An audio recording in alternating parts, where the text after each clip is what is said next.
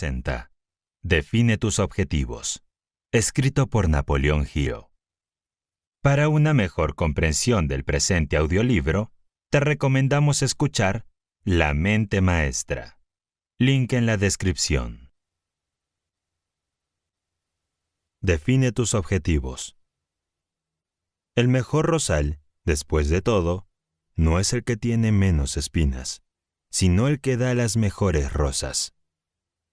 Henry Van Dyke. Puedes hacerlo si crees que puedes.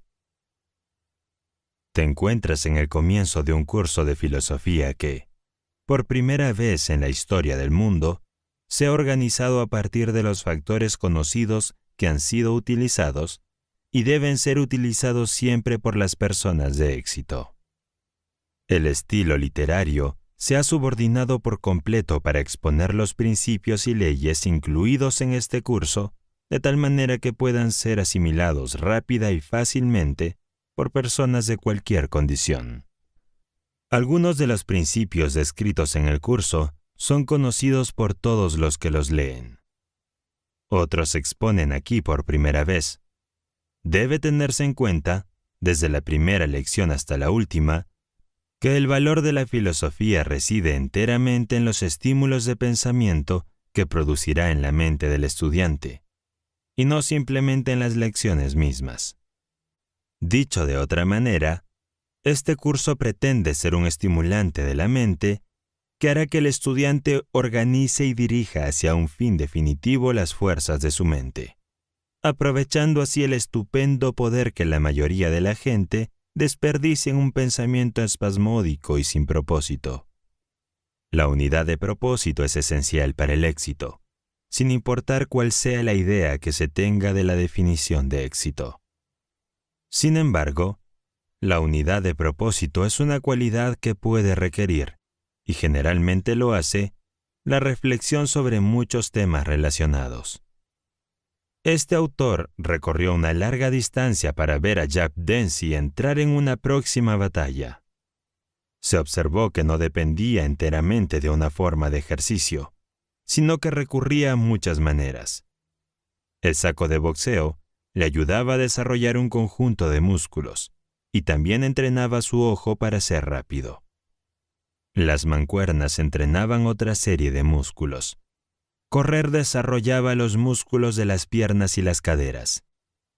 Una ración de alimentos bien equilibrada le proporcionaba los materiales necesarios para desarrollar los músculos sin grasa. Los hábitos de sueño, relajación y descanso adecuados le proporcionaban otras cualidades que debía tener para ganar. El estudiante de este curso está, o debería estar, comprometido en el negocio de entrenar para el éxito en la batalla de la vida. Para ganar hay muchos factores a los que hay que prestar atención. Una mente bien organizada, alerta y enérgica es producida por varios y diversos estímulos, todos los cuales se describen claramente en estas lecciones. Sin embargo, hay que recordar que la mente requiere, para su desarrollo, una variedad de ejercicios. Al igual que el cuerpo físico para desarrollarse adecuadamente, requiere muchas formas de ejercicio sistemático. Los caballeros son adiestrados para ciertos pasos por entrenadores que los hacen saltar por encima de obstáculos que les hacen desarrollar los pasos deseados, a través del hábito y la repetición. La mente humana debe ser entrenada de manera similar, mediante una variedad de estímulos que inspiran el pensamiento. Antes de que se haya avanzado mucho en esta filosofía, se observará que la escucha de estas lecciones induce a un flujo de pensamientos que abarcan una amplia gama de temas. Por esta razón, el estudiante debe escuchar el curso con un cuaderno y un lápiz a la mano, y seguir la práctica de registrar estos pensamientos o ideas a medida que vienen a la mente. Siguiendo esta sugerencia, el estudiante tendrá una colección de ideas, cuando haya escuchado el curso 2 o 3 veces, suficiente para transformar todo su plan de vida. Siguiendo esta práctica se notará, muy pronto, que la mente se ha convertido en un imán que atrae ideas útiles diariamente del aire, para usar las palabras de un notable científico que ha experimentado con este principio durante un gran número de años. Cometerás una gran injusticia si emprendes este curso con la remota sensación de que no necesitas más conocimientos de los que ahora posees. En realidad, ningún hombre sabe lo suficiente sobre un tema que valga la pena para sentir que tiene la última palabra sobre ese tema. En la larga y dura tarea de intentar borrar parte de mi propia ignorancia y dar paso a algunas de las verdades útiles de la vida, he visto a menudo, en mi imaginación, el gran marcador que se encuentra en la entrada de la vida y escribe «pobre tonto» en la frente de los que se creen sabios y «pobre pecador» en la de los que se creen santos. Lo que, traducido al lenguaje cotidiano, significa que ninguno de nosotros sabe mucho y que, por la propia naturaleza de nuestro ser, nunca podremos saber todo lo que necesitamos saber para vivir sanamente y disfrutar la vida mientras vivimos. La humildad es precursora del éxito. Hasta que no seamos humildes en nuestro propio corazón, no podremos sacar gran provecho de las experiencias y pensamientos de los demás. ¿Suena a predicación de la moral? Bueno, ¿y qué si lo hace? Incluso las prédicas, tan áridas y carentes de interés como suelen ser, pueden ser beneficiosas si sirven para reflejar la sombra de nuestro ser real, y así poder hacernos una idea aproximada de nuestra pequeñez y superficialidad. El éxito en la vida depende en gran medida de que conozcamos a los hombres. El mejor lugar para estudiar al hombre animal es tu propia mente, haciendo un inventario lo más preciso posible de ti mismo. Cuando te conozcas a fondo, si es que lo haces, también sabrás mucho sobre los demás. Para conocer a los demás, no como parece ser, sino como realmente son, es necesario estudiarlo a fondo a través de 1. La postura del cuerpo y la forma de caminar. 2. El tono de la voz, su calidad, tono, volumen. 3. Los ojos, si son cambiantes o directos. 4. El uso de las palabras, su tendencia, naturaleza y calidad. A través de estas ventanas abiertas, puedes literalmente entrar en el alma de un hombre y echar un vistazo al hombre real. Dando un paso más, si quieres conocer a los hombres, estúdialos. Cuando está enojado, cuando está enamorado, cuando hay dinero de por medio, al comer, solo y sin ser observado como ellos creen. Cuando se escribe, cuando hay problemas, cuando alegre y triunfante, cuando abatido y derrotado, cuando se enfrenta a una catástrofe de naturaleza peligrosa, cuando se trata de dar una buena impresión a los demás, cuando se informa de la desgracia de otro, cuando se informa de la buena suerte de otro, cuando se pierde en cualquier tipo de juego deportivo, cuando se gana en el deporte, cuando esté solo, en estado de meditación. Antes de poder conocer a un hombre, tal como es en realidad, hay que observarlo en todos los estados de ánimo anteriores, y tal vez más, lo que equivale prácticamente a decir que no se tiene derecho a juzgar a los demás a simple vista. Las apariencias cuentan, de eso no cabe duda, pero las apariencias suelen ser engañosas. Este curso ha sido diseñado para que el estudiante que lo domine pueda hacer un inventario de sí mismo y de los demás con métodos que no sean de juicio rápido. El estudiante que domine esta filosofía será capaz de mirar a través de la corteza exterior de los adornos personales, la ropa, la llamada cultura y similares, y bajar hasta el corazón de todo lo que le rodea. Es una promesa muy amplia. No se habría hecho si el autor de esta filosofía no hubiera sabido, tras años de experiencia y análisis, que la promesa puede cumplirse. Algunos de los que han examinado los manuscritos de este curso se han preguntado por qué no se llamó Curso de Maestría en Ventas. La respuesta es que la palabra ventas se asocia comúnmente con la comercialización de bienes o servicios, y por lo tanto, limitaría y circunscribiría la verdadera naturaleza del curso. Es cierto que se trata de un curso de maestría en ventas, siempre que adopte una visión más profunda que la media del significado de las ventas. Esta filosofía tiene por objeto permitir a los que la dominan vender su camino por la vida con éxito, con el mínimo de resistencia y fricción. Por lo tanto, ese curso debe ayudar al estudiante a organizar y a hacer uso de mucha verdad que es pasada por alto por la mayoría de las personas que van por la vida como mediocres. No todas las personas están constituidas de tal manera que deseen conocer la verdad sobre todos los asuntos que afectan vitalmente a la vida. Una de las cosas sorpresas con las que se ha encontrado el autor de este curso, en relación con sus actividades de investigación, es que tan pocas personas están dispuestas a escuchar la verdad cuando ésta pone de manifiesto sus propias debilidades. Preferimos las ilusiones a las realidades. Las nuevas verdades, si se aceptan, se toman con el proverbial grano de sal. Algunos exigimos algo más que una simple pizca de sal. Exigimos lo suficiente como para suspender las nuevas ideas de modo que resulten inútiles. Por estas razones, la lección introductoria de este curso, y esta lección también, cubren temas destinados a preparar el buen camino para las nuevas ideas, de modo que esos pensamientos no sean un choque demasiado severo para la mente del estudiante.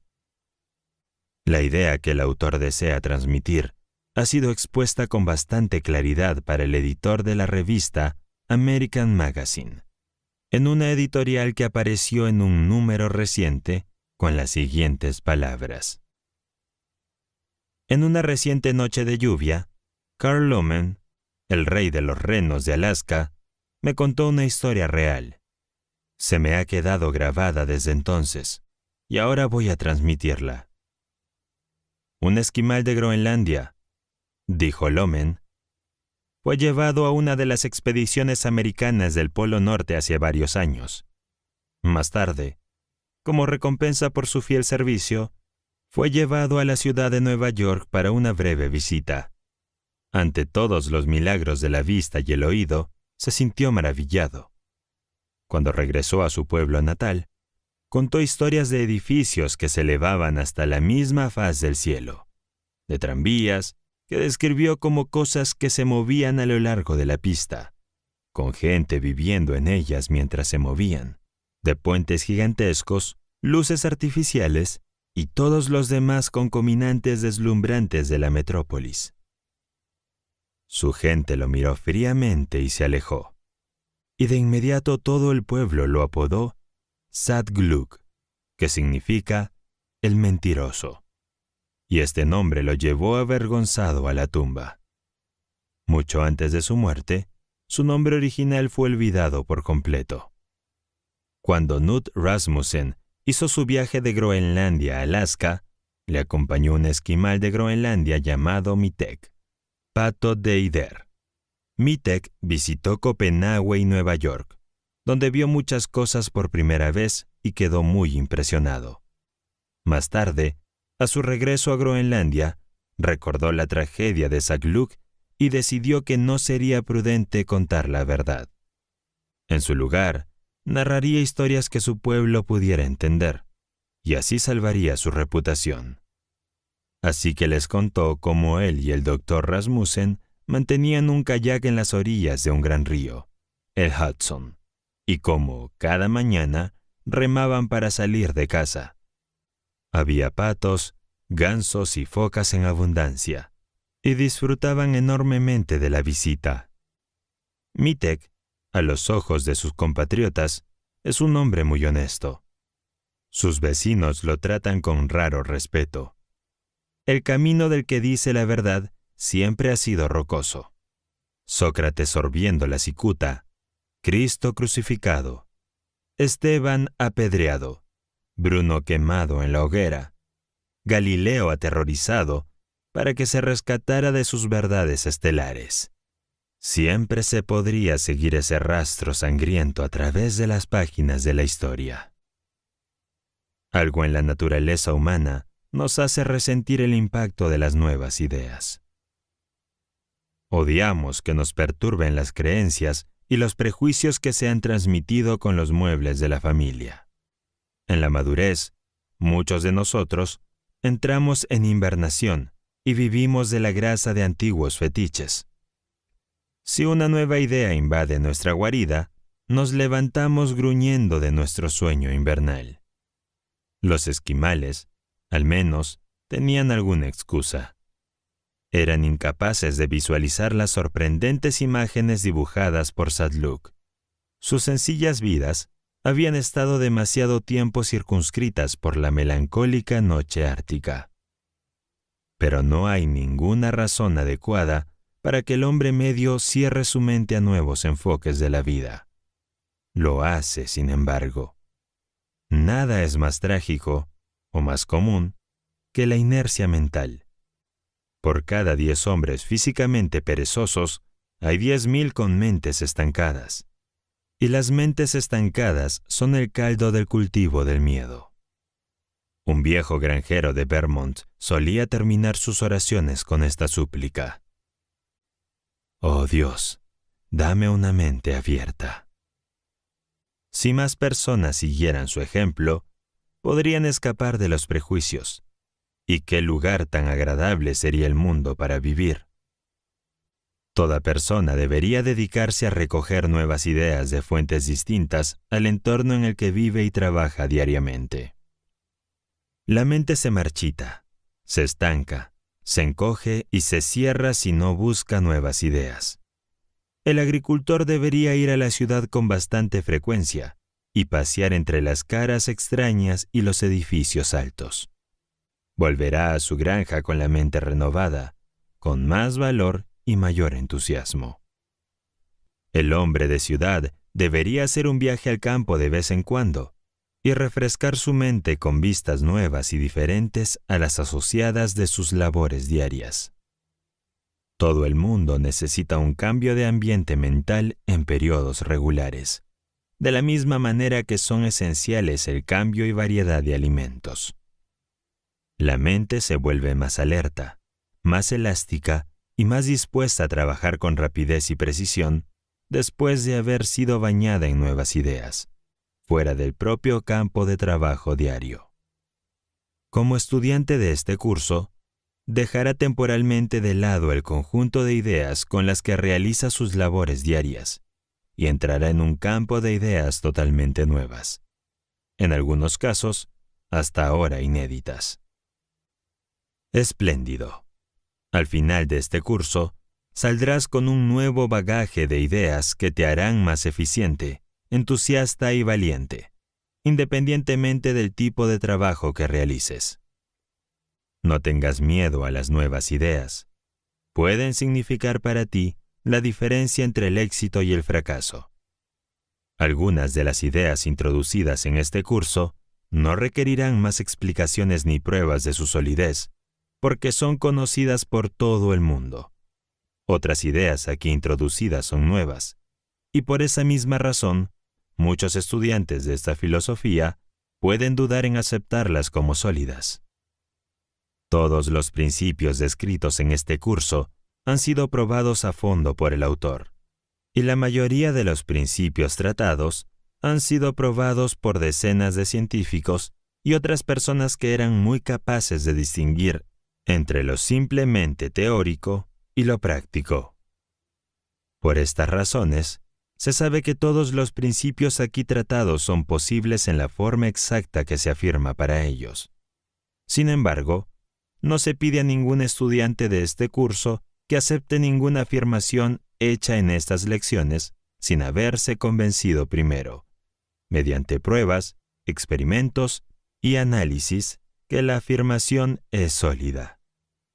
El mayor mal que se le pide al estudiante que evite es el de formarse opiniones sin hechos definidos como base, lo que trae a la mente la famosa advertencia de Herbert Spencer, con estas palabras: hay un principio que es una barrera contra toda información, que es una prueba contra todo argumento, y que no puede dejar de mantener a un hombre en una ignorancia eterna.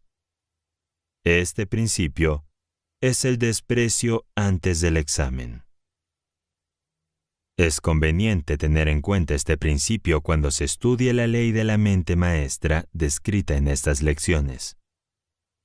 Esta ley representa un principio completamente nuevo de funcionamiento de la mente, y solo por esta razón será difícil para muchos estudiantes aceptarla como sólida hasta después de haberla experimentado. Sin embargo, cuando se considera el hecho de que se cree que la ley de la mente maestra es la base real de la mayoría de los logros de los que se consideran genios, esta ley adquiere un aspecto que exige algo más que opiniones de juicio rápido. Muchos hombres científicos, cuyas opiniones sobre el tema han sido dadas al autor de esta filosofía, cree que la ley de la mente maestra es la base de prácticamente todos los logros más importantes que resultan del esfuerzo grupal o cooperativo. El difunto Dr. Alexander Graham Bell dijo que creía que la ley de la mente maestra, tal como se ha descrito en esta filosofía, no solo era sólida, sino que todas las instituciones superiores de aprendizaje pronto enseñarían esa ley como parte de sus cursos de psicología. Charles P. Stamets dijo que había experimentado con la ley y había llegado a la misma conclusión que la expuesta en estas lecciones, mucho antes de hablar con el autor de la filosofía de la ley del éxito sobre el tema. Luther Burbank y John Burroughs hicieron declaraciones similares. Edison nunca fue interrogado sobre el tema, pero otras declaraciones suyas indican que avalaría la ley como una realidad. El Dr. Elmer Gates respaldó la ley, en una conversación con este autor hace más de 15 años. El Dr. Gates es un científico de primer orden, que se sitúa junto a Stamets, Edison y Bell. El autor de esta filosofía ha hablado con docenas de hombres de negocios inteligentes que, aunque no eran científicos, admitieron que creían en la solidez de la ley de la mente maestra. Es difícilmente excusable, por lo tanto, que hombres de menor capacidad para juzgar tales asuntos se formen opiniones en cuanto a esta ley, sin una investigación seria y sistemática.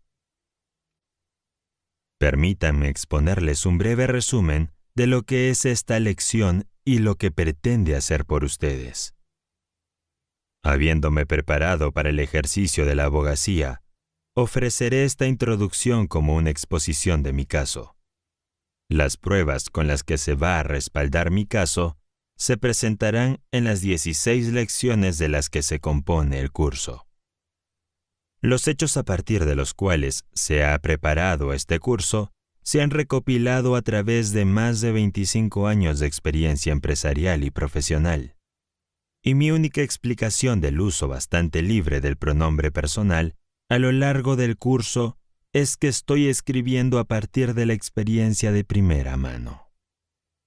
Antes de que publicara este curso de lectura sobre la ley del éxito, los manuscritos fueron enviados a 2 destacadas universidades con la petición de que fueran leídos por profesores competentes en el objeto de eliminar o corregir cualquier afirmación que pareciera poco sólida desde el punto de vista económico.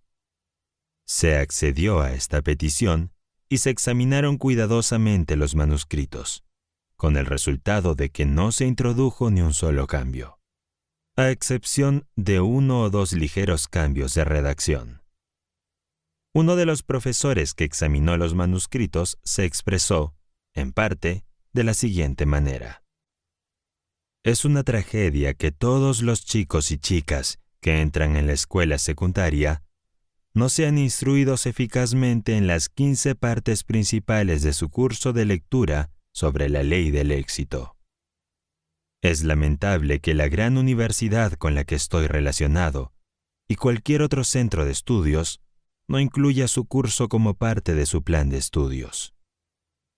Debido a que este curso de lectura pretende ser un mapa o un plano que le guiará en la consecución de esa codicia meta llamada éxito, ¿no sería bueno definir aquí el éxito?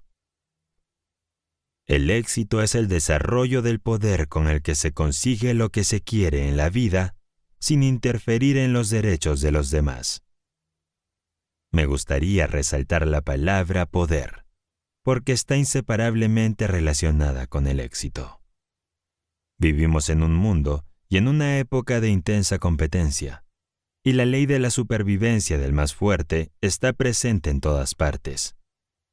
Por ello, todo aquel que quiera disfrutar de un éxito duradero debe conseguirlo mediante el uso del poder. ¿Y qué es el poder? El poder es energía o esfuerzo organizado. Este curso se llama apropiadamente la ley del éxito por la razón de que enseña cómo uno puede organizar los hechos y el conocimiento y las facultades de la propia mente en una unidad de poder. Este curso posee una promesa definitiva. Esta es, que a través de su dominio y aplicación puedes conseguir lo que quieras con solo 2 palabras de calificación: dentro de lo razonable. Esta calificación tiene en cuenta su educación, su sabiduría o su falta de ella, su resistencia física, su temperamento y todas las demás cualidades mencionadas en las 16 lecciones de este curso como los factores más esenciales para alcanzar el éxito. Sin una sola excepción, aquellos que han alcanzado un éxito inusual lo han hecho, consciente o inconscientemente, a través de la ayuda de todos, o una parte de los 15 factores principales de los que se compone este curso.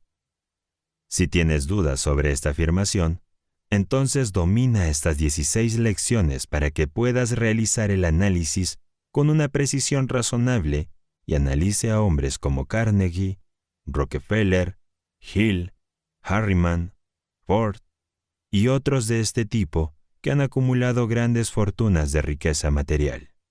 Y verás que entendieron y aplicaron el principio del esfuerzo organizado que corre, como un cordón dorado de evidencia indiscutible, a lo largo de este curso.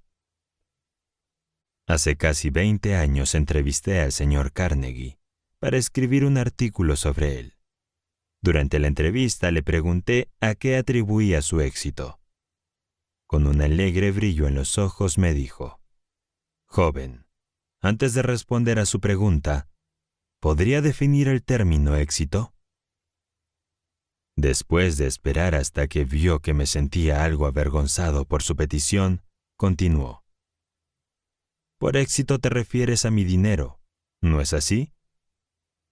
Le aseguré que el dinero era el término con el que la mayoría de la gente medía el éxito, y entonces dijo: «Oh, bueno, si quiere saber lo que he conseguido con mi dinero, si eso es lo que usted llama éxito, responderé a su pregunta diciendo que tenemos una mente maestra en nuestro negocio, y que esa mente está formada por más de una veintena de hombres que constituyen mi equipo personal de superintendentes y gerentes y contables y químicos y otros tipos necesarios.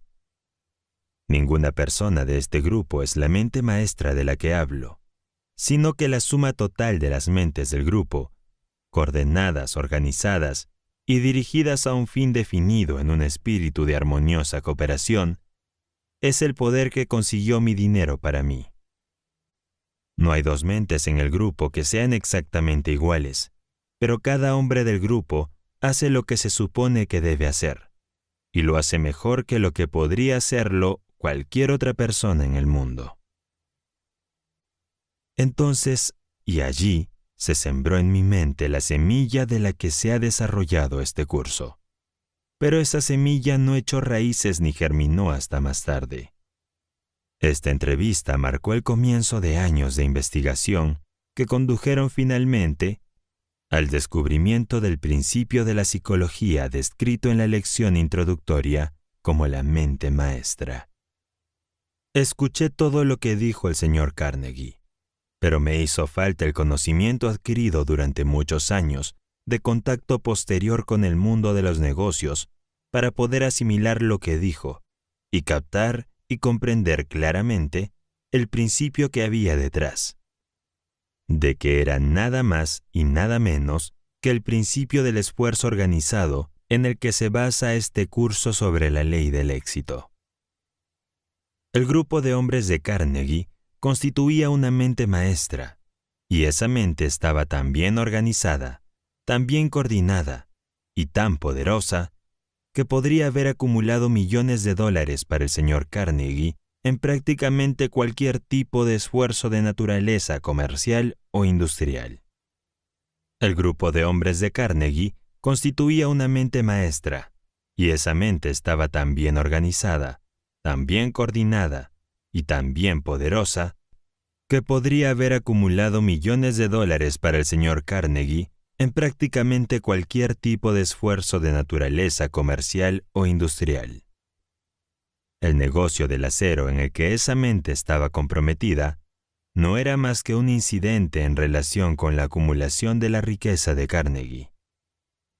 La misma riqueza podría haber sido acumulada si la mente maestra hubiera sido dirigida en el negocio del carbón, bancario o el del comestible, por la razón que detrás de esta mente estaba el poder.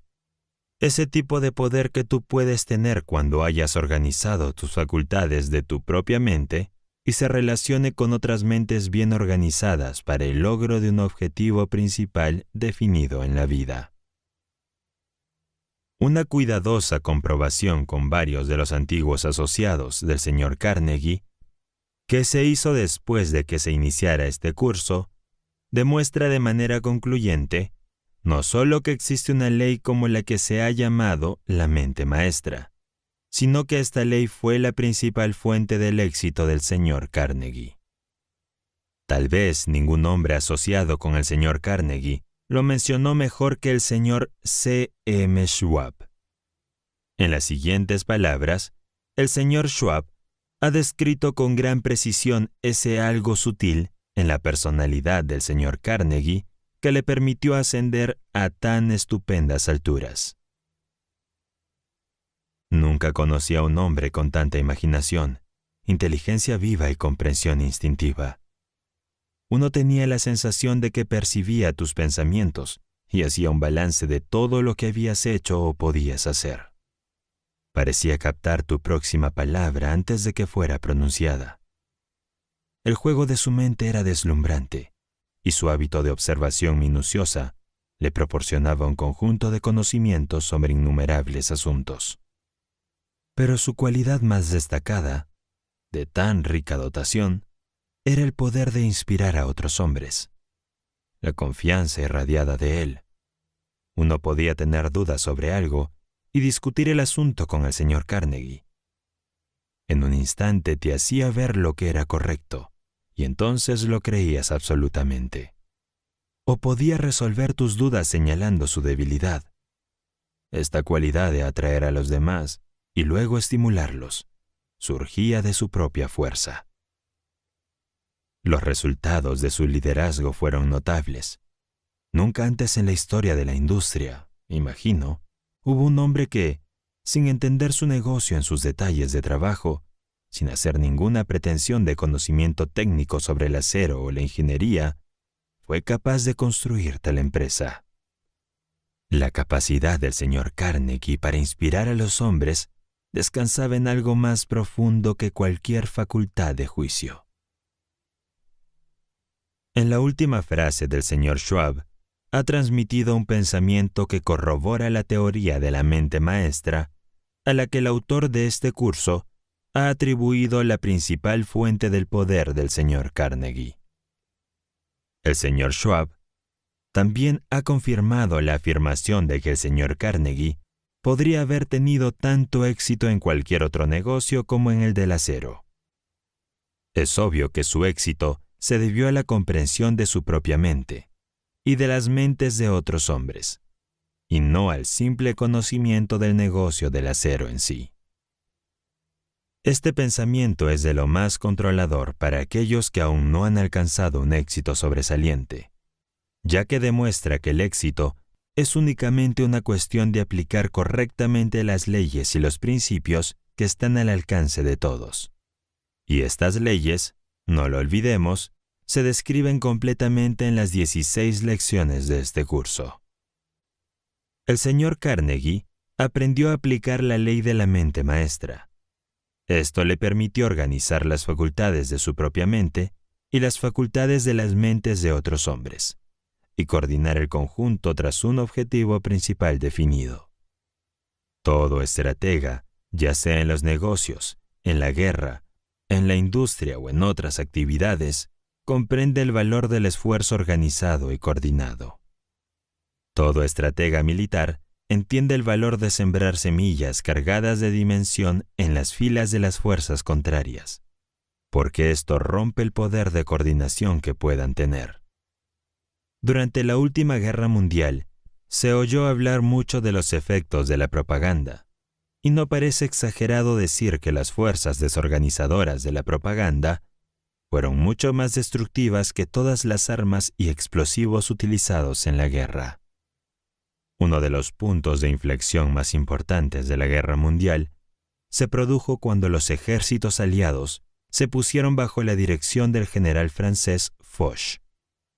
Hay militares bien informados que afirman que esta fue la medida que supuso el fin de los ejércitos contrarios. Cualquier puente de ferrocarril moderno es un excelente ejemplo del valor del esfuerzo organizado, porque demuestra de forma sencilla y clara cómo miles de toneladas de peso pueden ser soportadas por un grupo comparativamente pequeño de barras y vigas de acero dispuestas de forma que el peso se reparte por todo el grupo. Había un hombre que tenía 7 hijos que siempre estaban discutiendo entre ellos. Un día los reunió y les informó que quería demostrarles lo que significaba su falta de esfuerzo cooperativo. Había preparado un haz de 7 palos que había atado cuidadosamente. Pidió a sus hijos, uno por uno, que tomaran el manojo y lo rompieran. Cada hijo lo intentó, pero sus esfuerzos fueron en vano. Entonces cortó las cuerdas y entregó uno de los palos a cada uno de sus hijos, y le pidió que lo rompieran sobre su rodilla. Cuando todos los palos se rompieron con facilidad, dijo: «Cuando trabajan juntos con espíritu de armonía, se parecerán al haz de palos, y nadie podrá derrotarlos. Pero cuando pelean entre ustedes, cualquiera puede derrotarlos de uno en uno». Hay una lección que vale la pena en esta historia del hombre y sus 7 hijos pendencieros, y puede aplicarse a la gente de la comunidad o a los empleados y a los empleadores de un determinado lugar del trabajo, o al Estado y a la nación en que vivimos. El esfuerzo organizado puede convertirse en un poder, pero también puede ser un poder peligroso a menos que sea guiado con inteligencia, que es la razón principal por la que la 16ª lección de este curso se dedica en gran medida a describir cómo dirigir el poder del esfuerzo organizado para que conduzca al éxito. Ese tipo de éxito que se basa en la verdad y la justicia y la equidad que conducen a la felicidad final. Una de las tragedias más destacadas de esta época de lucha y locura por el dinero es el hecho de que tan pocas personas se dediquen al esfuerzo que más le gusta. Uno de los objetivos de este curso es ayudar a cada estudiante a encontrar su nicho particular en el trabajo del mundo, donde se puede encontrar tanto la prosperidad material como la felicidad en abundancia. Para ello, la 16ª lección viene acompañada de un cuadro de análisis del carácter. Esta tabla está diseñada para ayudar al estudiante a hacer un inventario de sí mismo y descubrir qué habilidad latente y fuerzas ocultas permanecen dormidas dentro de él. Todo este curso pretende ser un estímulo que te permita verte a ti mismo y a tus fuerzas ocultas tal y como son, y que despierte en ti la ambición y la visión y la determinación que te hagan avanzar y reclamar lo que te pertenece. Hace menos de 30 años, un hombre trabajaba en el mismo taller que Henry Ford, haciendo prácticamente el mismo tipo de trabajo que él. Se ha dicho que este hombre era realmente un trabajador más competente en este tipo de trabajo en particular que Ford. Hoy en día, este hombre sigue realizando el mismo tipo de trabajo, con un salario de menos de $100 a la semana, mientras que el señor Ford es el hombre más rico del mundo. ¿Qué diferencia destacada hay entre estos dos hombres que los ha separado tanto en términos de riqueza material? Solo esto. Ford comprendió y aplicó el principio del esfuerzo organizado, mientras que el otro hombre no lo hizo. En la pequeña ciudad de Shelby, Ohio, mientras se escriben estas líneas, por primera vez en la historia del mundo se está aplicando este principio de esfuerzo organizado, con el propósito de lograr una alianza más estrecha entre las iglesias y las casas comerciales de una comunidad. Los clérigos y los hombres de negocios han formado una alianza, con el resultado de que prácticamente todas las iglesias de la ciudad están detrás de cada hombre de negocios, y cada hombre de negocios está detrás de cada iglesia. El efecto ha sido el fortalecimiento de las iglesias y de las casas de los negocios, hasta tal punto que se ha dicho que sería prácticamente imposible que un miembro individual de cualquiera de las dos clases pueda fracasar en su vocación. Los demás miembros de la alianza no permitirán esos fracasos. He aquí un ejemplo de lo que puede suceder cuando grupos de hombres forman una alianza con el propósito de colocar el poder combinado del grupo detrás de cada unidad individual. La alianza ha aportado a la ciudad de Shelby ventajas materiales y morales, como las que disfrutan pocas ciudades de su tamaño en América. El plan ha funcionado con tanta eficacia y de forma tan satisfactoria que ahora se está llevando a cabo un movimiento para extenderlo a otras ciudades de América. Para que tengas una visión aún más concreta de cómo este principio de esfuerzo organizado puede ser tan poderoso, detente por un momento y deja que tu imaginación dibuje un cuadro de lo que probablemente sería el resultado si cada iglesia, periódico y cada club rotario, club Kiwanis, club de publicidad y cada club de mujeres y cada otra organización cívica de la naturaleza similar, en tu ciudad o en cualquier otra ciudad de los Estados Unidos, formara una alianza con el propósito de unir y usarlo para el beneficio de todos los miembros de estas organizaciones. Los resultados que podrían obtenerse fácilmente con una alianza de este tipo dejan sorprendida a la imaginación. Hay 3 poderes destacados en el mundo del esfuerzo organizado. Son las iglesias, las escuelas y los periódicos. Piensa en lo que podría suceder fácilmente si estos 3 grandes poderes y moldeadores de la opinión pública se aliaran con el propósito de provocar cualquier cambio necesario en la conducta humana. Podrían, en una sola generación, modificar de tal manera la norma actual de ética comercial. Por ejemplo, que sería prácticamente un suicidio comercial para cualquiera que intentara hacer negocios bajo cualquier norma que no fuera la regla de oro. Esa alianza podría producir suficiente influencia para cambiar, en una sola generación, las tendencias comerciales, sociales y morales de todo el mundo civilizado. Tal alianza tendría suficiente poder para forzar en las mentes de las generaciones venideras cualquier ideal deseado. El poder es el esfuerzo organizado. Como ya he dicho, el éxito se basa en el poder. Para que tengas una idea clara de lo que significa el término esfuerzo organizado, me he servido de las ilustraciones anteriores. Y para realizar un mayor énfasis, voy a repetir la afirmación de que la acumulación de grandes riquezas y el logro de cualquier estación elevada en la vida, como lo que ordinariamente llamamos éxito, se basa en la visión para comprender y la capacidad de asimilar y aplicar los principios principales de las 16 lecciones de este curso. Este curso está en completa armonía con los principios de la economía y los principios de la psicología aplicada. Se observará que aquellas lecciones que dependen, para su aplicación práctica, del conocimiento de la psicología, han sido complementadas con una explicación suficiente de los principios psicológicos involucrados para hacer que las lecciones sean fácilmente entendidas. Antes de que los manuscritos de este curso llegaran a la editorial, fueron presentados a algunos de los principales banqueros y hombres de negocios de Estados Unidos, para que fueran examinados, analizados y criticados por el tipo de mente más práctico.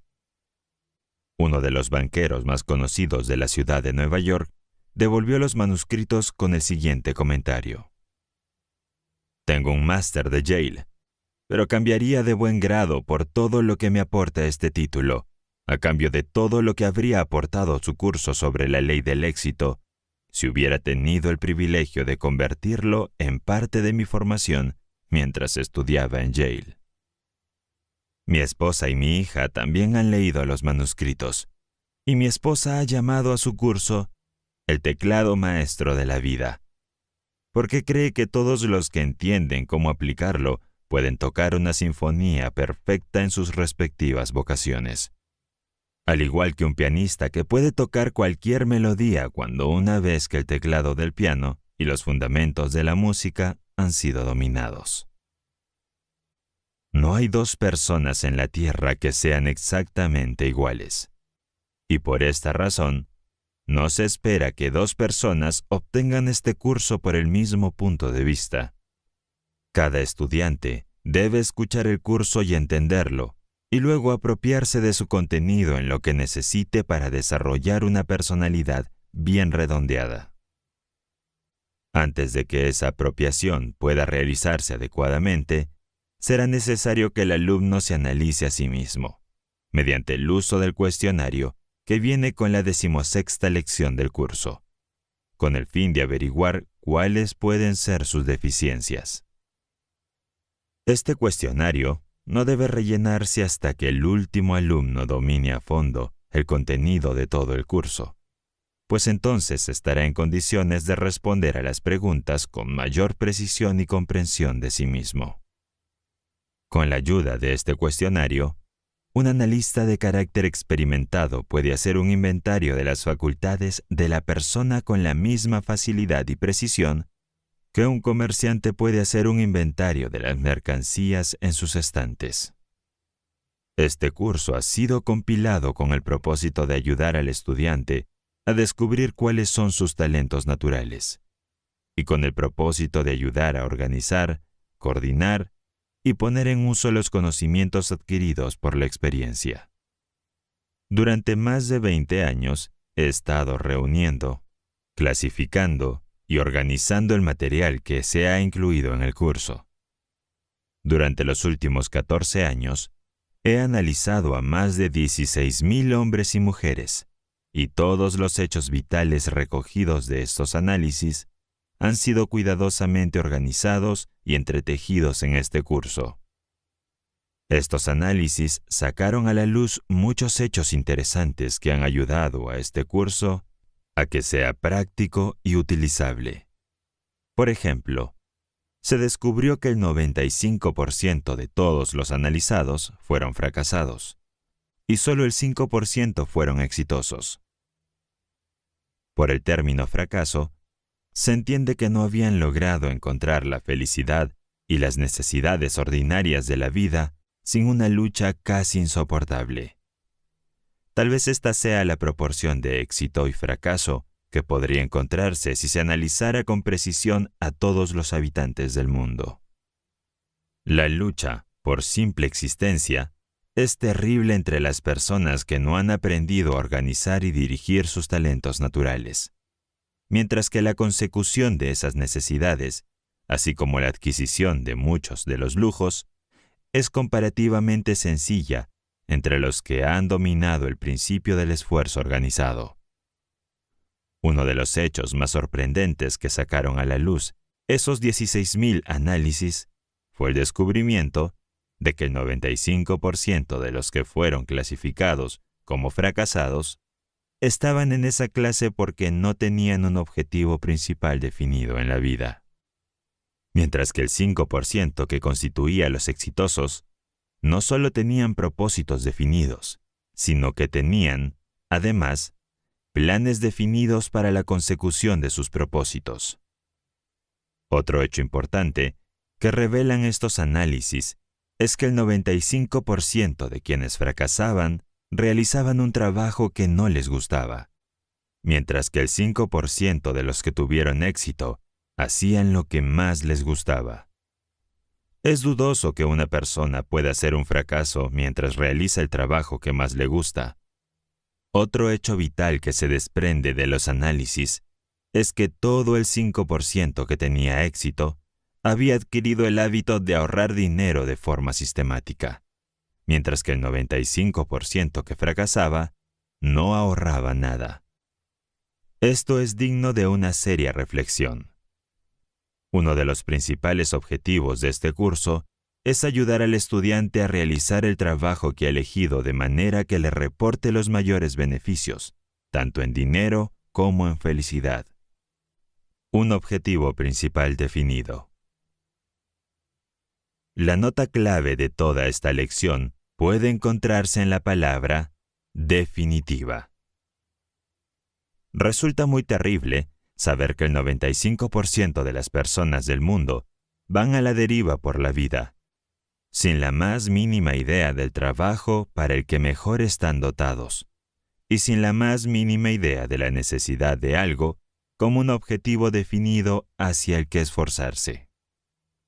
Hay una razón tanto psicológica como económica para la selección de un objetivo principal definido en la vida. Dediquemos primero nuestra atención al aspecto psicológico de la cuestión. Es un principio bien establecido de la psicología que los actos de una persona están siempre en armonía con los pensamientos dominantes de su mente. Cualquier objetivo principal definido que se fija deliberadamente en la mente y se mantiene allí, con la determinación de realizarlo, finalmente satura toda la mente subconsciente hasta que influye automáticamente en la elección física del cuerpo hacia el logro de ese propósito. Su objetivo principal definido en la vida debe ser seleccionado con un cuidado deliberado y, después de que se ha seleccionado, debe ser escrito y colocado donde se ve por lo menos una vez al día. El efecto psicológico para imprimir este propósito en su mente subconsciente, con tanta fuerza que acepta el propósito como un patrón o un proyecto que finalmente domina sus actividades en la vida, le llevará paso a paso hacia el logro del objetivo de vuelta a este propósito. El principio de la psicología a través del cual usted puede imprimir su objeto principal definido en su mente subconsciente se llama autosugestión, o sugerencia que usted hace repetidamente a sí mismo. Se trata de un grado de autohipnotismo, pero no hay que temerlo por ello, ya que fue este mismo principio el que permitió a Napoleón pasar de un corso pobre a convertirse en dictador de Francia.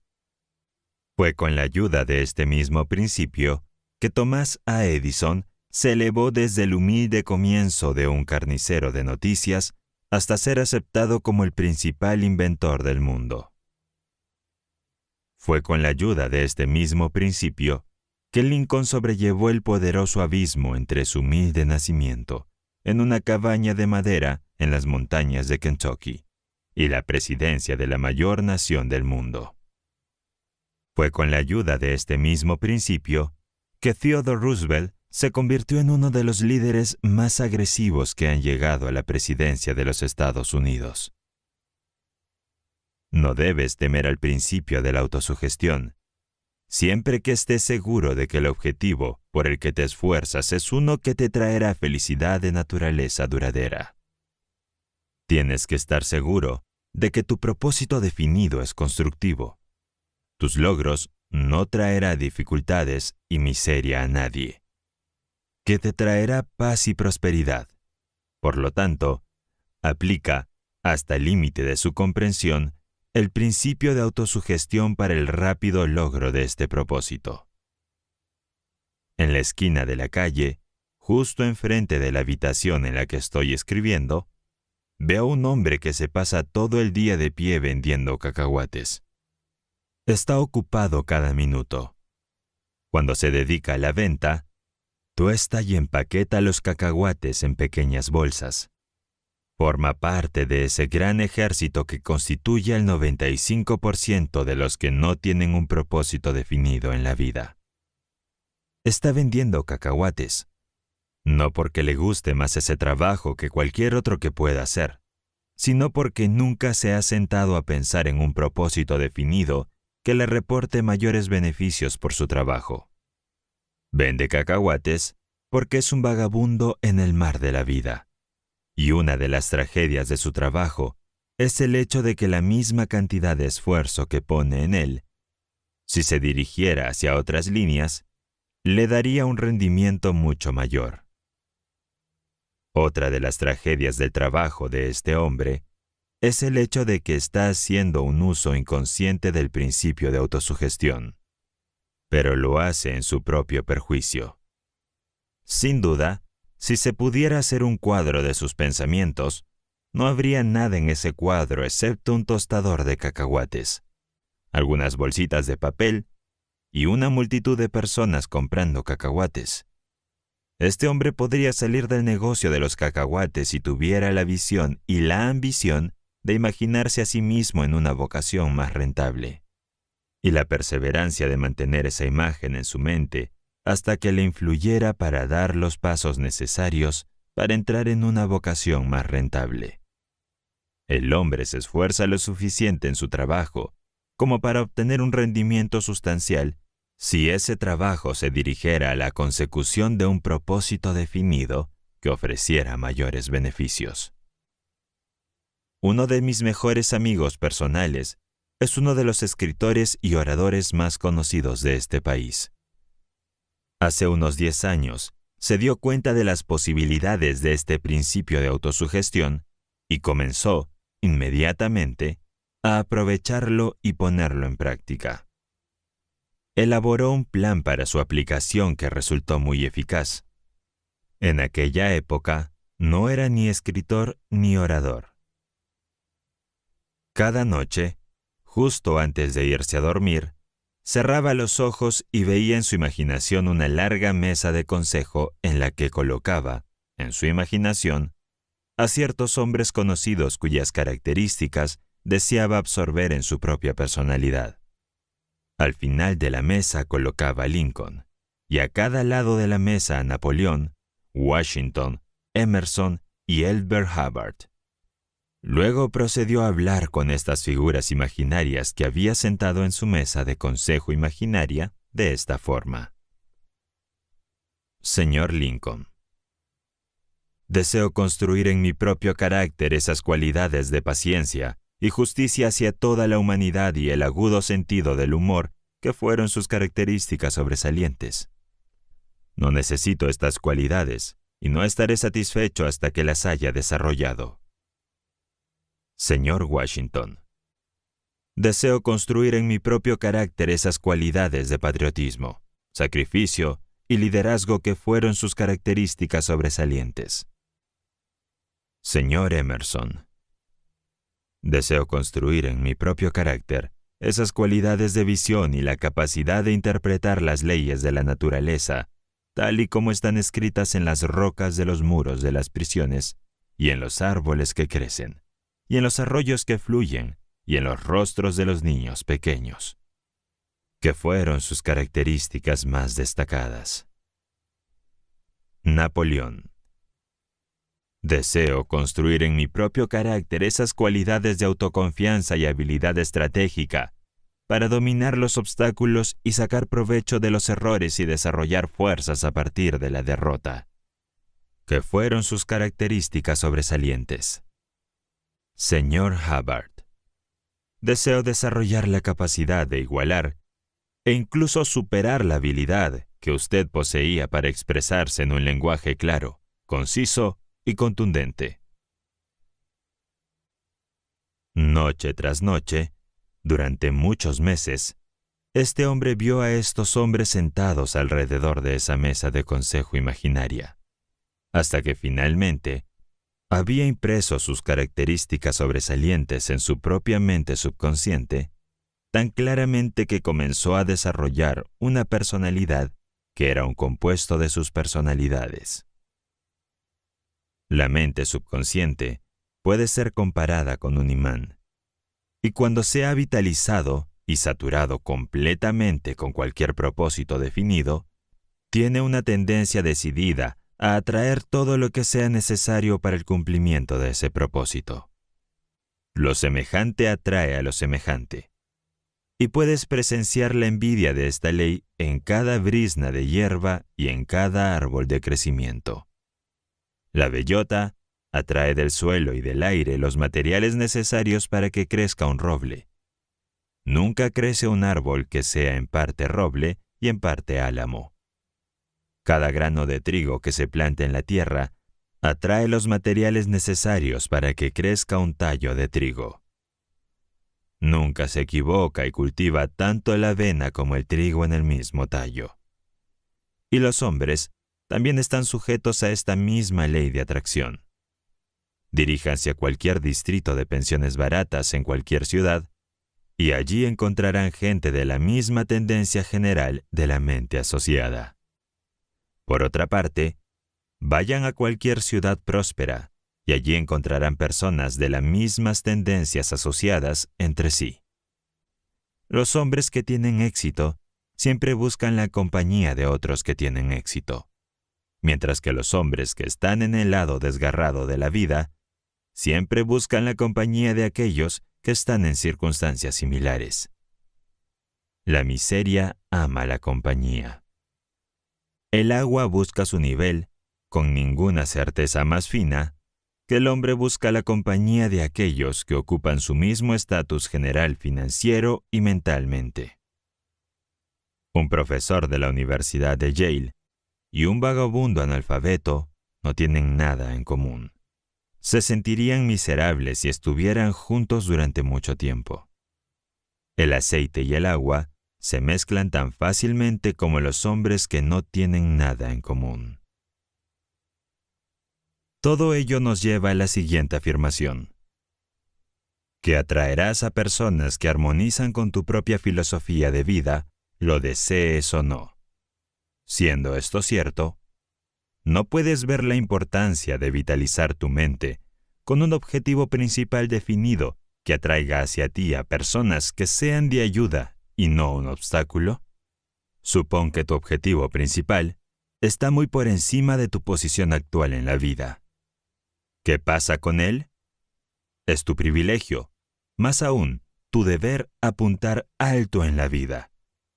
Te debes a ti mismo y a la comunidad en la que vives el establecer un estándar alto para ti. Hay muchas pruebas que justifican la creencia de que nada dentro de lo razonable está más allá de la posibilidad de ser alcanzado por el hombre cuyo objetivo principal definido ha sido bien desarrollado. Hace algunos años, Louis Victor Eichen fue condenado a cadena perpetua en la penitenciaría de Arizona. En el momento de su encarcelamiento, era un hombre malo en todos los sentidos, según sus propias confesiones. Además, se creía que moriría de tuberculosis en un año. Eichen tenía motivos para sentirse desanimado, si es que alguien los tenía. El sentimiento público contra él era intenso, y no tenía ni un solo amigo en el mundo que se acercara a ofrecerle ánimo o ayuda. Entonces, ocurrió algo en su propia mente que le devolvió la salud. puso fin a la temida peste blanca y finalmente desbloqueó las puertas de la prisión y le dio la libertad. ¿Qué era ese algo? Solo esto. Se decidió a azotar la peste blanca y recuperar la salud. Ese era un objetivo principal muy definido. En menos de un año, desde el momento en que se tomó la decisión, había ganado. Luego amplió ese objetivo principal definido al decidirse ganar su libertad. Pronto los muros de la prisión se derrumbaron a su alrededor. Ningún entorno indeseable es lo suficientemente fuerte como para retener al hombre o a la mujer que entiende cómo aplicar el principio de la autosugestión en la creación de un objetivo principal definido. Tal persona puede deshacerse de los grilletes de la pobreza, destruir los gérmenes de las enfermedades más mortales y elevarse desde una posición baja en la vida hasta el poder y la abundancia. Todos los grandes líderes basan su liderazgo en un objetivo principal definido. Los seguidores están dispuestos a seguir cuando saben que su líder es una persona con un objetivo principal definido que tiene el valor de respaldar ese propósito con acciones. Incluso, un caballo torpe sabe cuándo un conductor con un objetivo principal definido toma las riendas y se rinde a ese conductor. Cuando un hombre con un objetivo principal definido se abre paso entre una multitud, todos se apartan y le dan permiso. Pero si un hombre duda y muestra con sus acciones que no está seguro de qué camino quiere tomar, la multitud le pisará los pies y se negará a apartarse un centímetro de su camino. En ninguna parte se nota más la falta de un objetivo principal definido, ni es más perjudicial que en la relación entre padres e hijos. Los niños perciben muy rápidamente la actitud vacilante de sus padres y se aprovechan de ella con total libertad. Lo mismo ocurre a lo largo de la vida. Los hombres con un objetivo principal definido imponen respeto y atención en todo momento. Hasta aquí el punto de vista psicológico de un propósito definido. Pasemos ahora al aspecto económico de la cuestión. Si un barco de vapor perdiera el timón en medio del océano y comenzara a dar vueltas, pronto agotaría su suministro de combustible sin llegar a la orilla, a pesar de que se consumiría suficiente energía para llevarlo a la orilla y volver varias veces. El hombre que trabaja sin un propósito definido, que esté respaldado por un plan definido para su consecución, se asemeja al barco que ha perdido el timón. El trabajador duro y las buenas intenciones no son suficientes para llevar a un hombre al éxito. ¿Por qué?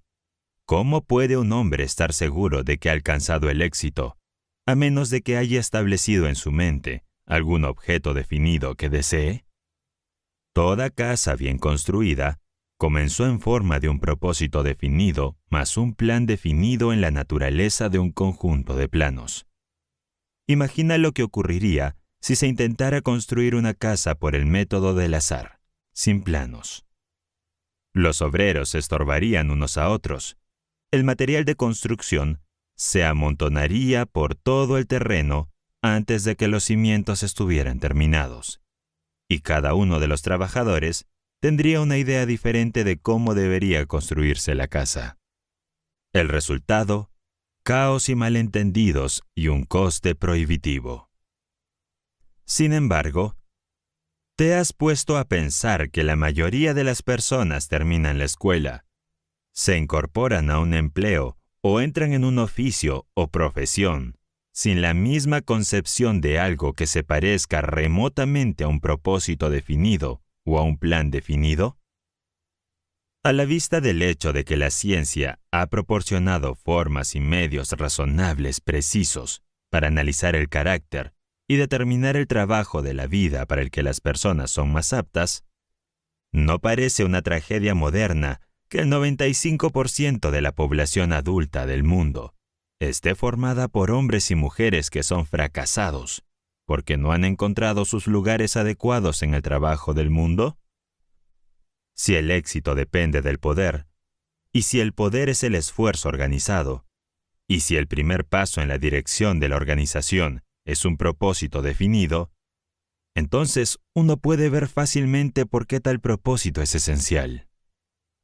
Hasta que un hombre no selecciona un propósito definido en la vida, disipa sus energías y extiende sus pensamientos sobre tantos temas y tantas direcciones diferentes que no conducen al poder, sino a la indecisión y a la debilidad. Con la ayuda de un pequeño cristal de lectura, se puede dar una gran lección sobre el valor del esfuerzo organizado.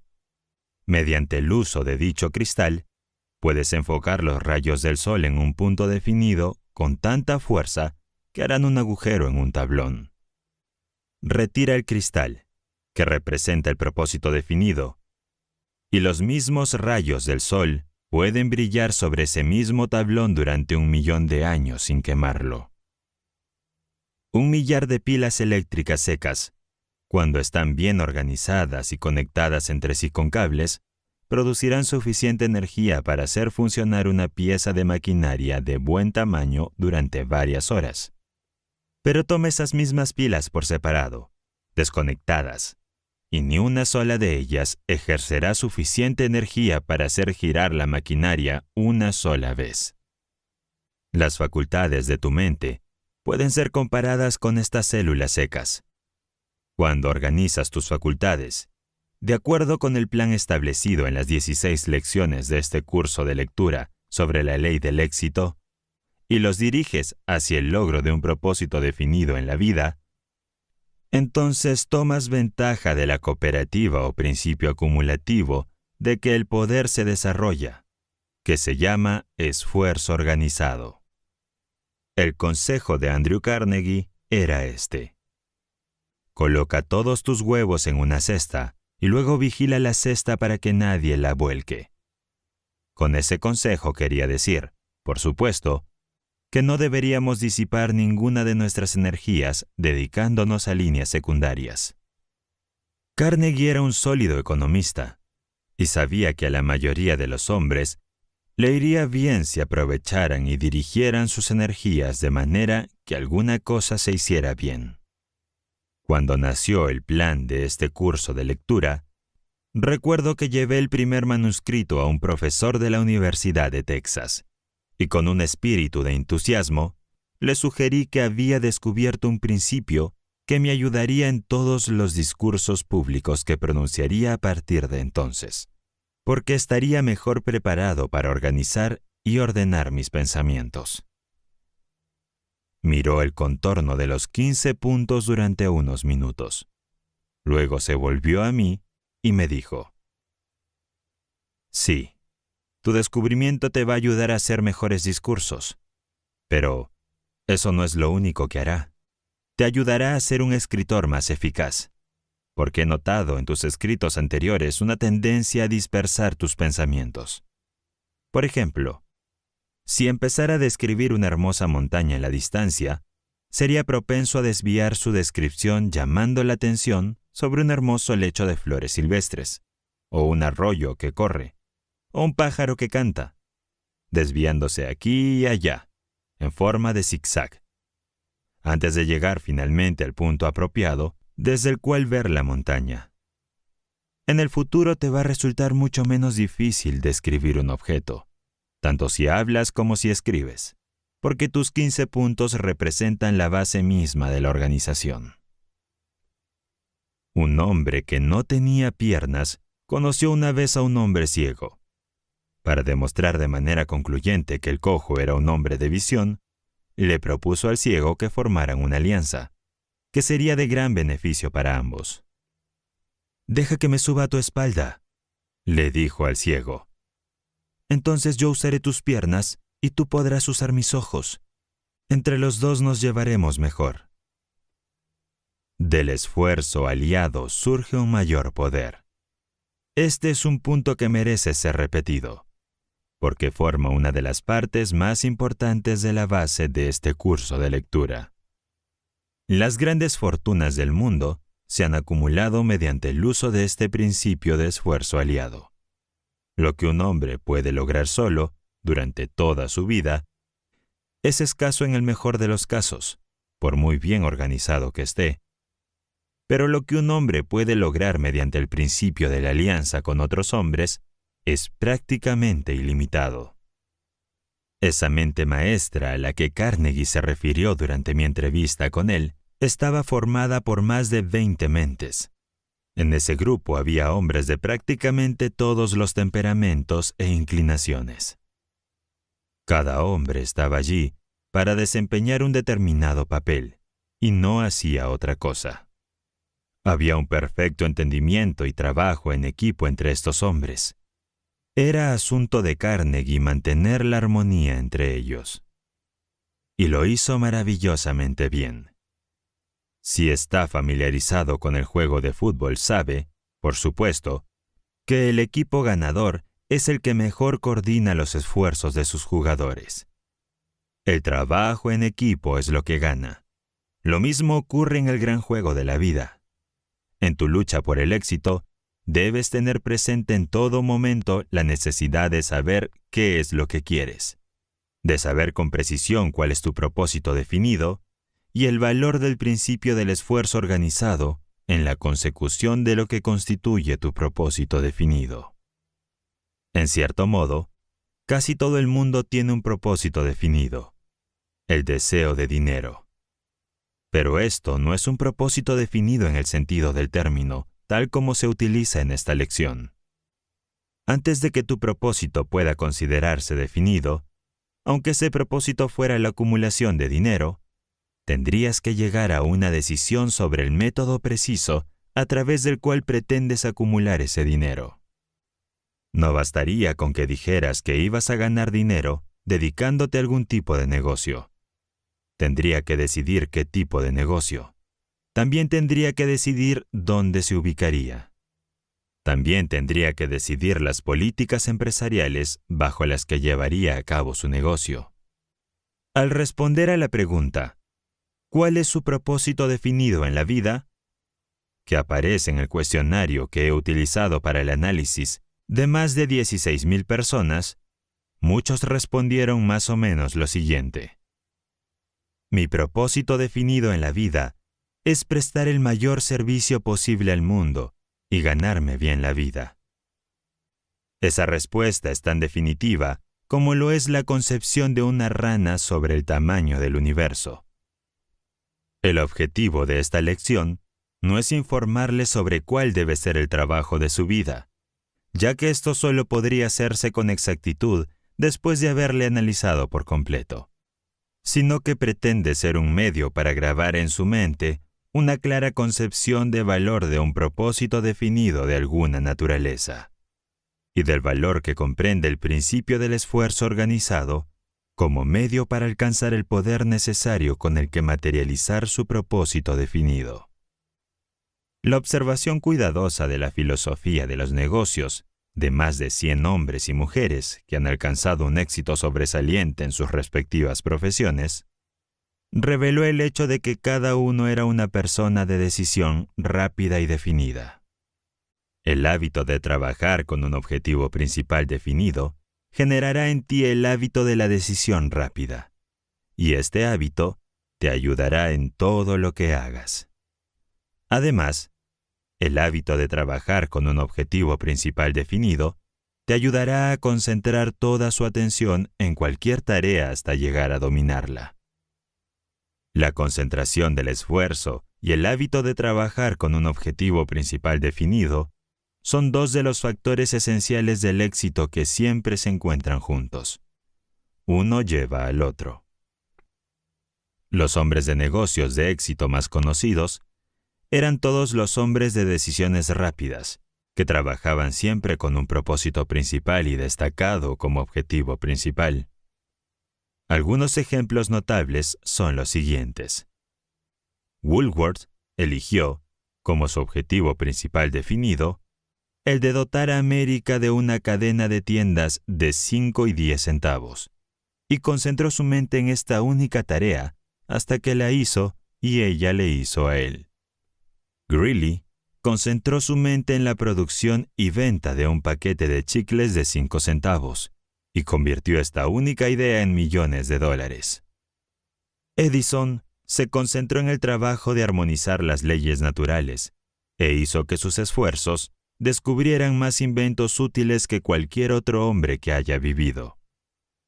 Henry L. Doherty se concentró en la construcción y explotación de plantas de servicios públicos y se hizo multimillonario. Ingersoll se concentró en un reloj de dólar y ciñó la tierra con tickers e hizo que esta única idea le reportara una fortuna. Statler se concentró en el servicio de hotel como en casa y se hizo rico, además de ser útil para millones de personas que utilizan su servicio. Edwin C. Barnes se concentró en la venta de máquinas de dictado Edison y se retiró, siendo todavía un hombre joven, con más dinero del que necesitaba. Woodrow Wilson concentró su mente en la Casa Blanca durante 25 años y se convirtió en su principal inquilino, gracias a su conocimiento del valor de atenerse a un objetivo principal definido. Lincoln concentró su mente en liberar a los esclavos y se convirtió en nuestro mejor presidente estadounidense mientras lo hacía. Martin W. Littleton escuchó un discurso que lo llenó del deseo de convertirse en un gran abogado. Concentró su mente en ese único objetivo y ahora se dice que es el abogado más exitoso de América, cuyos honorarios por un solo caso rara vez caen por debajo de $50,000. Rockefeller se concentró en el petróleo y se convirtió en el hombre más rico de su generación. Ford se concentró en los Flibbers y se convirtió en el hombre más rico y más poderoso que jamás haya existido. Carnegie se concentró en el acero y con sus esfuerzos construyó una gran fortuna y estampó su nombre en las bibliotecas públicas de toda América. Gillette se concentró en una máquina de afeitar de seguridad, dio al mundo entero un afeitado apurado y se hizo multimillonario. George Eastman se concentró en la Kodak e hizo que la idea le reportara una fortuna al tiempo que proporcionaba mucho placer a millones de personas. Russell Conwell se concentró en una simple conferencia, acres de diamantes, e hizo que la idea rindiera más de $6 millones. Hertz se concentró en los periódicos sensacionalistas e hizo que la idea valiera millones de dólares. Helen Keller se concentró en aprender a hablar y, a pesar de ser sorda, muda y ciega, realizó su objetivo principal definitivo. John H. Peterson se concentró en las cajas registradoras y se hizo rico. El difunto Kaiser de Alemania se concentró en la guerra y obtuvo una gran dosis de ella. No olvidemos el hecho. Fleischmann se concentró en la humilde torta de levadura e hizo que las cosas se jorobaran por todo el mundo. Marshall Field se concentró en la mayor tienda de ventas por menor del mundo, y he aquí que se alzó ante él una realidad. Philip Armour se concentró en el negocio de la carnicería y estableció una gran industria, así como una gran fortuna. Millones de personas se concentran diariamente en la pobreza y el fracaso y obtienen ambos en sobreabundancia. Los hermanos Wright se concentraron en el avión y dominaron el aire. Pullman se concentró en el coche cama y la idea le hizo rico y a millones de personas les hizo viajar cómodamente. La Liga Antisalón se concentró en la enmienda de prohibición y, para bien o para mal, la hizo realidad. Así verá que todos los que tienen éxito trabajan con algún objetivo definido y destacado como objetos de sus labores. Hay algo que puedes hacer mejor que cualquier otra persona en el mundo. Busca hasta que descubras cuál es esta línea de esfuerzo en particular. Hazla objeto de tu objetivo principal definido y luego organiza todas tus fuerzas y atácala con la convicción de que vas a ganar. En tu búsqueda del trabajo para el que estás más capacitado, será bueno que tengas en cuenta el hecho de que lo más probable es que alcances el mayor éxito si encuentras el trabajo que más te gusta, porque es un hecho bien conocido que un hombre generalmente tiene más éxito en la línea particular de esfuerzo en la que puede poner todo su corazón y su alma. Volvamos, en favor de la caridad y el énfasis, a los principios psicológicos sobre los que se fundamenta esta lección, porque significará una pérdida que no puedes permitirte si no captas la verdadera razón para establecer un objetivo principal definido en tu mente. Estos principios son los siguientes. Primero, todo movimiento voluntario del cuerpo humano es causado, controlado y dirigido por el pensamiento, a través de la operación de la mente. Segundo, la presencia de cualquier pensamiento o idea en tu conciencia tiende a producir un sentimiento asociado y a impulsarte a transformar ese sentimiento en una acción muscular apropiada que esté en perfecta armonía con la naturaleza del pensamiento.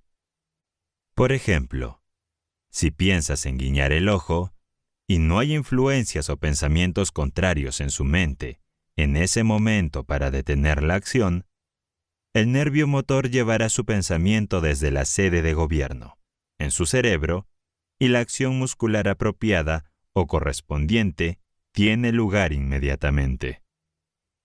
Este principio se plantea desde otro punto de vista. Por ejemplo, eliges un propósito definido como tarea de tu vida y te decides a llevar a cabo ese propósito. Desde el mismo momento en que haces esta elección, este propósito se convierte en el pensamiento dominante en tu conciencia, y estás constantemente en alerta para los hechos, la información y el conocimiento con el que lograr ese propósito. Desde el momento en que planteas un propósito definido en tu mente, ésta comienza, tanto consciente como inconscientemente, a reunir y almacenar el material con el que vas a lograr ese propósito. El deseo es el factor que determina cuál será tu propósito definitivo en la vida. Nadie puede seleccionar tu deseo dominante por ti, pero una vez que lo seleccionas tú mismo, se convierte en tu objetivo principal definitivo y ocupa el centro de atención de tu mente hasta que te satisface mediante la transformación en realidad, a menos que permitas que se aparte por deseos conflictivos. Para enfatizar el principio que estoy tratando de aclarar aquí, creo que no es irrazonable sugerir que, para estar seguro de un logro exitoso, el objetivo principal definido de uno en la vida debe estar respaldado por un deseo ardiente de su logro. He observado que los muchachos y muchachas que ingresan a la universidad y pagan sus estudios trabajando, parecen sacar más provecho de sus estudios que aquellos cuyos gastos no son pagados por ellos. El secreto de esto puede encontrarse en el hecho de que aquellos que están dispuestos a trabajar hasta el final son bendecidos con un ardiente deseo de educación. Y tal deseo, si el objeto del deseo está dentro de lo razonable, es prácticamente seguro de realización. La ciencia ha establecido, más allá del más mínimo espacio para la duda, que a través del principio de la autosugestión cualquier deseo profundamente arraigado satura todo el cuerpo y la mente con la naturaleza del deseo, y literalmente transforma la mente en un poderoso imán que atraerá el objeto del deseo, si está dentro de lo razonable. Para iluminar a aquellos que no pueden interpretar correctamente el significado de esta afirmación, me esforzaré en exponer este principio de otra manera. Por ejemplo, el simple hecho de desear un automóvil no hará que ese automóvil venga rodando, pero si hay un deseo ardiente de un automóvil, ese deseo conducirá a la acción apropiada a través de la cual se puede pagar el automóvil. El simple deseo de libertad nunca liberaría a nuestro confinado en la cárcel si no fuera lo suficientemente fuerte como para que hiciera algo que le diera derecho a la libertad. Estos son los pasos que llevan del deseo a la realización. Primero, el deseo ardiente.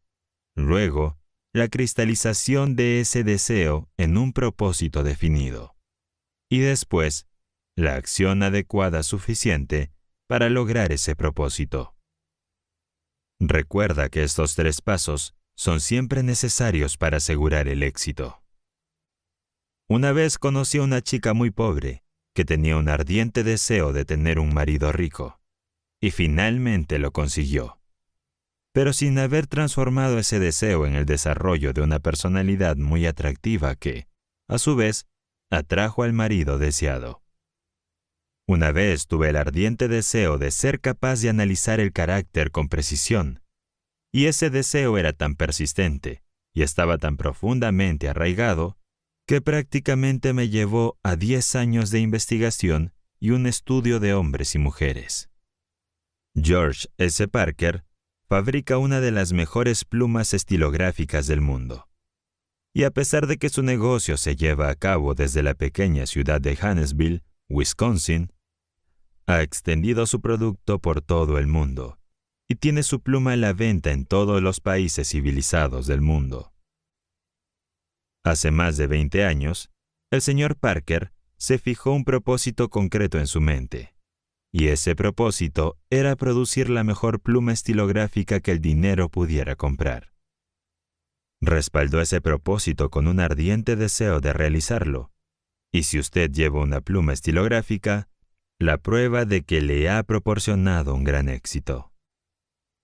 Usted es un contratista y un constructor, y, al igual que los hombres que construyen casas de madera, ladrillo y acero, debe elaborar un conjunto de planes tras los cuales dar forma a su edificio de éxito.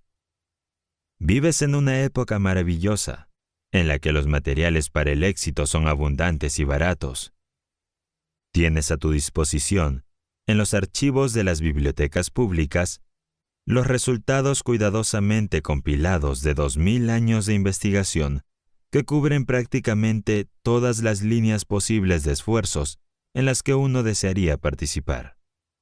Si quieres ser predicador, tienes toda la historia de lo que han aprendido los hombres que te han precedido en el campo. Si quieres ser mecánico, tienes a mano toda la historia de las invenciones de las máquinas y el descubrimiento y los usos de los metales y las cosas metálicas de la naturaleza. Si quieres ser abogado, tienes a tu disposición toda la historia del procedimiento legal. A través del Departamento de Agricultura, en Washington, tienes a tu disposición todo lo que se ha aprendido sobre la agricultura y la ganadería, donde puedes utilizarlo si deseas encontrar el trabajo de tu vida en este campo. El mundo nunca estuvo tan repleto de oportunidades como hoy. En todas partes, hay una demanda cada vez mayor de los servicios del hombre o la mujer que hace una mejor trampa para ratones, o realiza un mejor servicio taquigráfico, o predica un mejor sermón, o cava una mejor zanja, o dirige un banco más complaciente. Esta lección no estará terminada hasta que hayas elegido cuál es tu objetivo principal en la vida y hayas registrado una descripción de ese propósito por escrito, y lo hayas colocado donde puedas verlo cada mañana cuando te levantes y cada noche cuando te retires. La procrastinación lo es, pero ¿por qué predicar sobre ella? Tú sabes que eres el cortador de tu propia madera, y el secador de tu propia agua, y el modelador de tu propio objeto principal en la vida. Por lo tanto, ¿por qué insistir en lo que ya sabes? Un propósito definido es algo que debes crear tú mismo. Nadie más lo creará por ti y no se creará por sí mismo. ¿Qué vas a hacer al respecto? ¿Y cuándo? ¿Y cómo? Empieza ahora a analizar tus deseos y a averiguar qué es lo que deseas, y luego decídete a conseguirlo. La tercera lección te indicará el siguiente paso y te mostrará cómo proceder. En este curso de lectura, no se deja nada al azar. Cada paso está marcado claramente. Tu parte es seguir las instrucciones hasta que llegues a tu destino, que está representado por tu objeto principal definido. Deja claro ese objeto y respáldalo con una persistencia que no reconozca la palabra imposible. Cuando llegue a seleccionar su objetivo principal definitivo, tenga en cuenta que no puede apuntar demasiado alto. Ten en cuenta la verdad nunca vista de que no llegarás a ninguna parte si no empiezas por ninguna parte. Si tu objetivo en la vida es impreciso, tus logros también lo serán. Y además, muy escasos. Sabes lo que quieres, cuándo lo quieres, por qué lo quieres y cómo pretendes conseguirlo. Esto lo conocen los profesores y estudiantes de psicología como la fórmula WWWH. ¿Qué, cuándo, por qué y cómo? Escucha esta lección 4 veces, con un intervalo de 1 semana. La 4ª vez que escuches esta lección, entenderá muchas cosas que no entendió la primera vez. Su éxito en el dominio de este curso y en hacer que le traiga el éxito dependerá en gran medida, si no totalmente, de lo bien que siga todas las instrucciones que contiene. No establezcas tus propias reglas de estudio. Sigue las establecidas en el curso, ya que son el resultado de años de reflexión y experimentación. Si deseas experimentar, espera dominar este curso de la manera sugerida por su autor. Entonces estarás en condiciones de experimentar con mayor seguridad. Por el momento, confórmate con ser el alumno. Esperemos que te conviertas en el maestro y en el estudiante después de haber seguido el curso hasta que ya lo haya dominado. Sigue las instrucciones establecidas en este curso para guiar a tus estudiantes. No puedes fallar más de lo que el agua puede correr cuesta arriba por encima del nivel de su fuente. Instrucciones para aplicar los principios de esta lección. A través de esta lección introductoria de este curso, has podido familiarizarte con el principio de la psicología conocido como la mente maestra. Ahora estás listo para empezar a utilizar este principio como medio para transformar tu objetivo principal definido en realidad. Debes haber pensado que uno podría no tener un objetivo principal definido, a menos que tenga, también, un plan muy definido y práctico para hacer que ese objetivo se convierta en realidad. El primer paso es decidir cuál es tu principal objetivo en la vida. El siguiente paso es redactar una declaración clara y concisa de este objetivo. A continuación, debes exponer por escrito el plan o los planes con los que pretendes alcanzar el objeto de tu objetivo. El siguiente y último paso será la información de una alianza con alguna persona o personas que cooperen contigo para llevar a cabo estos planes y transformar tu objetivo principal definido en realidad. El propósito de esta alianza amistosa es emplear la ley de la mente maestra en apoyo de tus planes. La alianza debe hacerse entre tú y aquellos que tienen sus más altos y mejores intereses en el corazón.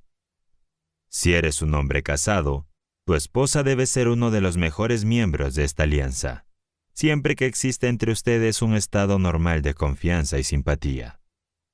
Otros miembros de esta lista pueden ser tu madre, tu padre, tus hermanos o hermanas, o algún amigo o amigos cercanos. Si eres una persona soltera, tu pareja, si la tienes, debería convertirse en un miembro de tu alianza. Esto no es una broma. Ahora estás estudiando una de las leyes más poderosas de la mente humana. Y servirás a tus propios intereses siguiendo seriamente las reglas establecidas en esta lección, aunque no estés seguro de dónde te llevarán. Aquellos que se unan a ti en la formación de una alianza amistosa, con el propósito de ayudarte en la creación de una mente maestra, deben firmar contigo su declaración del objeto de su objetivo principal definido. Cada uno de los miembros de su alianza debe estar plenamente informado de la naturaleza de su objetivo al formar la alianza. Además, cada miembro debe estar de acuerdo con este objetivo y en plena simpatía contigo. Cada miembro de tu alianza debe recibir una copia escrita de la declaración de tu objetivo principal definido. Sin embargo, con esta excepción, se te instruye explícitamente para que mantengas el objeto de tu objetivo principal para ti mismo. El mundo está lleno de dudosos, y no le hará ningún bien a tu causa tener a otras personas burlándose de ti y de tus ambiciones. Recuerda que lo que necesitas es un estímulo amistoso y mucha ayuda, no burlas ni dudas. Si crees en la oración, se te instruye para que hagas de tu objetivo principal el objetivo de tu oración, al menos una vez cada 24 horas, y más a menudo si es conveniente. Si crees que hay un Dios que puede y quiere ayudar a los que se esfuerzan seriamente por prestar un servicio constructivo en el mundo, seguramente sientes que tienes derecho a pedirle ayuda para lograr lo que debería ser lo más importante de la vida para ti. Si aquellos que han vivido invitados a unirse a tu alianza amistosa creen en la oración, pídeles también que incluyan el objetivo de esta alianza como parte de su oración. Ahora viene una de las reglas más esenciales que debes seguir. Pacta con uno todos los miembros de tu alianza amistosa que te declaren, en los términos más positivos y definidos que estén a su alcance, que saben que puedes y que realizarás el objetivo de tu objetivo principal. Esta afirmación o declaración debe hacerse por lo menos una vez al día, o con más frecuencia si es posible. Estos pasos deben seguirse con perseverancia, con plena fe en la que llevará a donde desea ir. No bastará con llevar a cabo estos planes durante unos días o unas semanas y luego suspenderlos. Debes seguir el procedimiento descrito hasta que alcances el objetivo de tu principal definido, independientemente del tiempo requerido. De vez en cuando, puede ser necesario cambiar los planes que has adoptado para la consecución del objeto de tu objetivo principal definido. Haz estos cambios sin dudarlo. Ningún ser humano tiene la suficiente previsión para construir planes que no necesiten alteraciones o cambios. Si algún miembro de tu alianza amistosa pierde la fe en la ley conocida como mente maestra, retíralo inmediatamente y sustitúyelo por otra persona. Andrew Carnegie declaró al autor de ese curso que había encontrado necesario reemplazar a algunos de los miembros de su mente maestra. De hecho, declaró que prácticamente todos los miembros de los que se componía originalmente su alianza habían sido, con el tiempo, retirados y sustituidos por alguna otra persona que pudiera adaptarse con más lealtad y entusiasmo al espíritu y al objeto de la alianza. No se puede tener éxito cuando se está rodeado de asociados desleales y poco amistosos, sin importar cuál sea el motivo de su objetivo principal definido. El éxito se basa en la lealtad, la fe, la sinceridad, la cooperación y las demás fuerzas positivas con las que uno debe recargar su entorno. Muchos de los estudiantes de este curso querrán formar alianzas amistosas con ellos, con los que están asociados profesionalmente o en los negocios, con el objeto de lograr el éxito en su negocio o profesión. En tales casos, deben seguirse las mismas reglas de procedimiento que se han descrito aquí.